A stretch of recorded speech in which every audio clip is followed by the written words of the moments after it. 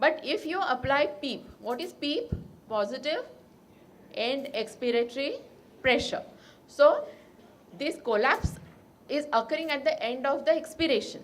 So if you give positive pressure at the end of the expiration, then you are not allowing even these alveoli to collapse completely. And when the next breath comes, it is much easy for them to open. So the work of breathing is reduced.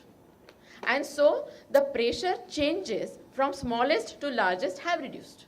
So the lung is moving only in a small zone of pressures.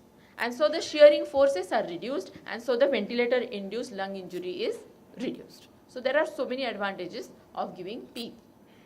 Now what is auto PEEP, as it was mentioned in the previous talk by Dr. Sanjay?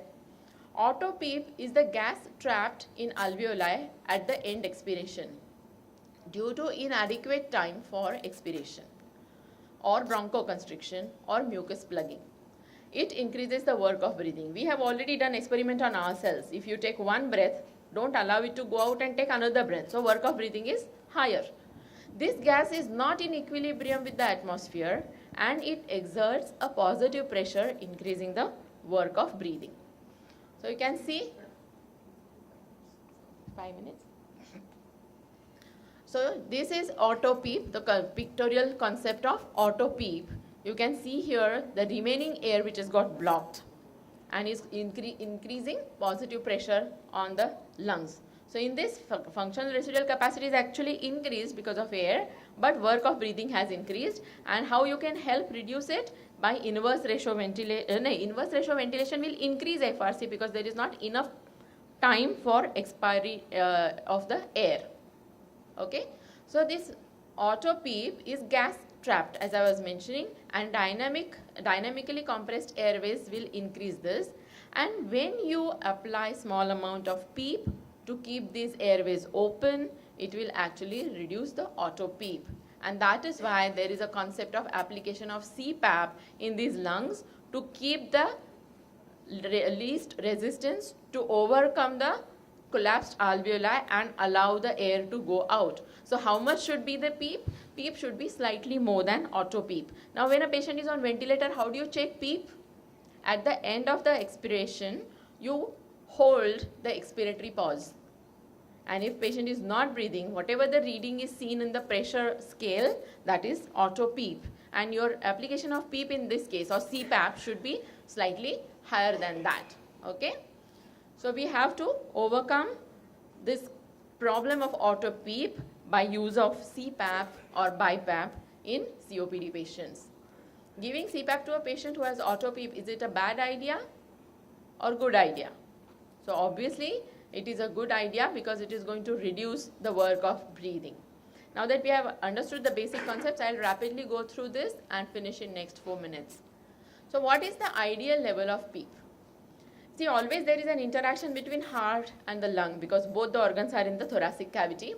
So if PEEP is more, then there could be a problem that the venous return will reduce and cardiac output will reduce. So you have to choose PEEP in such a way that it is the balance of everything. Majority of lung units should be put on the favorable part of pressure volume curve. That is how you should choose PEEP. Maximizes gas exchange, minimizes over distension.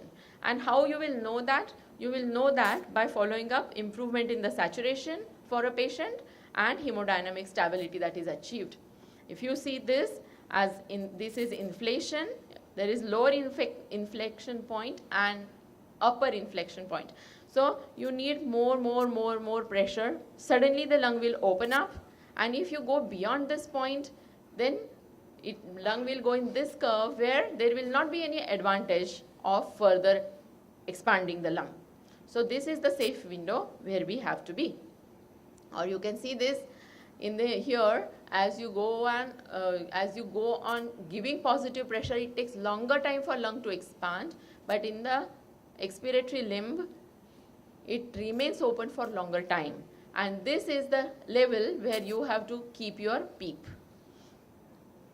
And recruitment maneuver, just to touch upon the recruitment maneuver, it is a maneuver that is done to open a difficult lung and keep it open.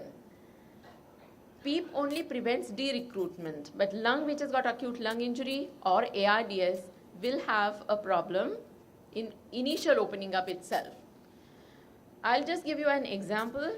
Here, you can see that even on 100% FiO2, the oxygenation was just 78. And after doing recruitment of the lungs, you can see that on 100% of FiO2, the PO2 has gone up to 500. So that is 5 times, which is the natural one, natural gas exchange. So opening up of the lung can actually give you so many advantages. You can do it on pressure control mode with inspiratory expiratory ratio of 1:1 with very low respiratory rate, and gradually airway pressure you can take up to 50 to 70 with 100% of oxygen. What happens in this? Suppose you are starting with PEEP of 20 and peak airway pressure of 35. You gradually go on increasing and keep monitoring what is happening to PaO2. And with this, once you have reached 50, where you have reached the ideal gas exchange, you start reducing the pressures, start coming down till the time you really realize that the lung is collapsing again, which will be shown by drop in PaO2. So based on both of these, you can decide your closing volumes, your peak PEEP, how much you should keep, and peak pressure, how much you should keep. And here actually you can see that you could come down to PEEP of 16 from 20 and peak pressures from 35 to almost 30 after doing a recruitment maneuver.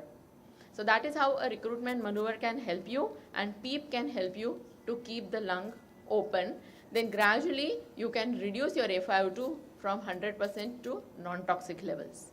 So recruitment maneuvers is an in thing. You will not believe that these two X-rays have been taken with 1 hour apart. Because of recruitment maneuver and application of proper PEEP, you can see how much opening up of the lung has happened, and this is what is shearing forces which are causing problem, and that can be avoided because of proper application of PEEP. This is again similar figure which shows you that how PEEP will avoid de-recruitment, and recruitment maneuver will help it keep open. So this is the X-ray post open lung strategy. Just touching upon the ERDS net. Now how to decide how much of PEEP? If everybody is having good ventilators and you follow bedside and spend enough time bedside of the patient, you can decide your own PEEPs. But in ERDS net, they had gone by these recommendations that how the gradual increase in FiO2, if it was happening, how you should go on stepping up the PEEP. This also can be taken as a guideline, but you need recruitment maneuvers. So what are the take-home points? The resting point of outward chest spring and inward lung collapse is the functional residual capacity.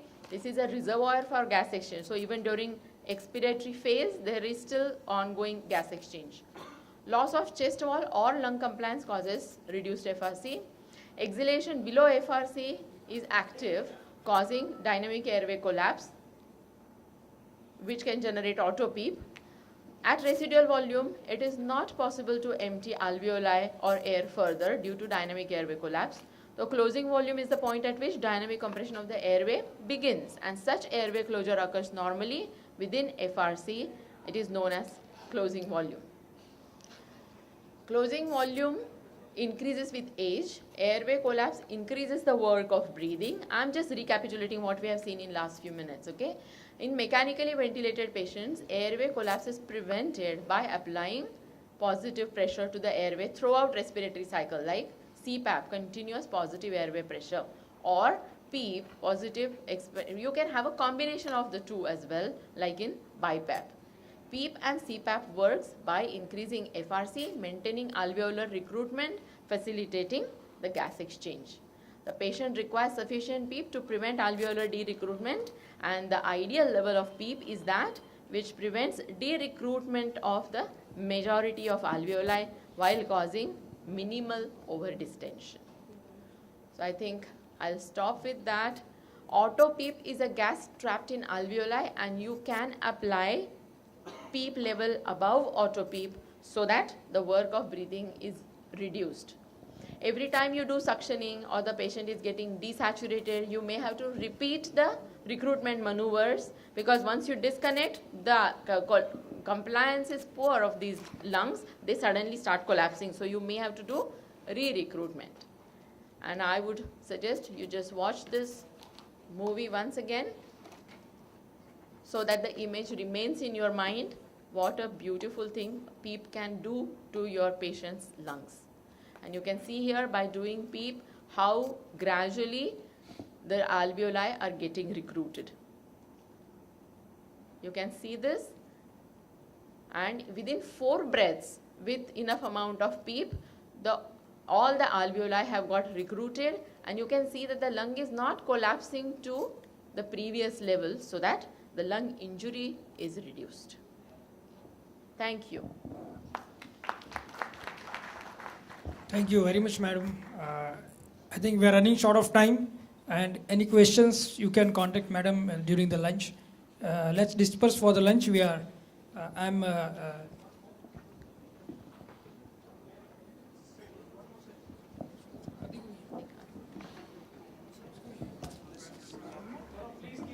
Sorry. Sorry. There's one more. Medicine at Apollo Hospital, Chennai. I completely understand how all. I'll run through this. I thought 25 minutes. Okay, never mind. I made slide for 25 minutes. Okay. Okay, so why do we need graphics on our ventilator? Okay, that's why I'll start off with that. Now, graphics will help us in monitoring the respiratory mechanics in real time. Okay. As the changes are happening in the lung, graphics will help us. And why do you need it in real time? Because you see it, you can actually notice the changes happening and allow us to understand the interaction between the patient and the ventilator. Now, the best example I can give you is, you heard about the PEEP, the numbers, the peak airway pressure. If someone gives you a number 36, 24, 36, I know what all the men in here are thinking, and some of the ladies too. But when you actually see it, you understand what it is. Now, all ladies and men know exactly what 36, 24, 36 is. Okay. This is exactly what graphics will tell us. You see it, you understand it better. Okay, so coming to graphics straight away, graphics can be divided into 2. There are scalars. Scalars are nothing but 3 parameters. That's airway pressure, flow, volume. You've been hearing about the 3. When these are plotted against time, you call it the scalars, and you have got a pressure time scalar, flow time scalar, and a volume time scalar. In fact, the first 2 are the ones that we use the most, and in fact, if you know these 2, you can in a way take care of your patient without any of the others. The loops are nothing but when you use any of these 3 parameters against each other. So you take away time and you're going to use a pressure volume loop or a flow volume loop. So that's the difference between scalars and loop. What you need to understand is, as intensivists, we look at only pressure volume loop. The flow volume loop is more for the pulmonologist. They do it in the pulmonary function lab. We don't make use of it in the ventilator. Some of the ventilators do display it, but it does not give us additional information that is not given by our scalars and the pressure volume loop. Okay, so this is how the scalars look. The first one is the flow time, the second one is the volume time, and the third one is the pressure time. I'll spend more time with each of this, and this is how the pressure volume loop looks. Okay, so let's go to the scalars first. Okay, now as I was mentioning, 3 scalars. When our patients inhale, this is what you're going to see. The inspiratory phase of the flow volume is the first one. We'll go more detail into it. The volume time and the pressure time. These are all the inspiratory parts of the scalars. Okay? Then comes the expiratory part. If you notice well, only one scalar has a significant negative deflection. That is the flow time. So you can shut your eyes and say that the scalar is seeing is a flow time scalar if you are seeing a significant negative deflection. Okay? Mark my word, I'm saying significant. Because there will be instances, I will show you, where you can have a small negative deflection, but if you see a significant negative deflection, it's a flow time scalar. Okay? That's exactly what you're going to see. Now, let's go to the flow time scalar and talk more about it. Now, flow time scalar plots the patient's flow against time, and as you have been listening in this post-T session, there are different type of flows. The classical flow that you see, that's a square wave. That is, you have a flow which reaches its peak and then it's held constant before the patient exhales and looks like a square. It's called a square flow, and it classically is seen in volume control ventilation. So if anyone sees a square wave pattern in any books, any ventilator, any literature, you can shut your eyes and say it's a volume control ventilation. Okay? Now, sorry. If you see this type of flow scalar, that is, we call it a decelerating, okay? That is wrong. It's not pressure control, it's pressure preset. That it can be pressure control ventilation or a pressure support ventilation. This is actually pressure support. We'll talk about the difference. If it is pressure control, as Dr. Chawla was mentioning, what happens is the patient stops inhaling when the time for which inspiratory time was set comes to an end. So you will see the decelerating wave coming down and touching the baseline. That is complete end of inspiration. I'm saying that this is pressure support because the inspiration ends when 70% of the flow has come in. So can you see? I do not know whether I can get a pointer up here. The pointer is white. Yes, there it comes. Look at this. Inspiration ends here. Expiration starts when about 70% of the inspiratory flow has happened. That typically happens in a pressure support ventilation. If it's pressure control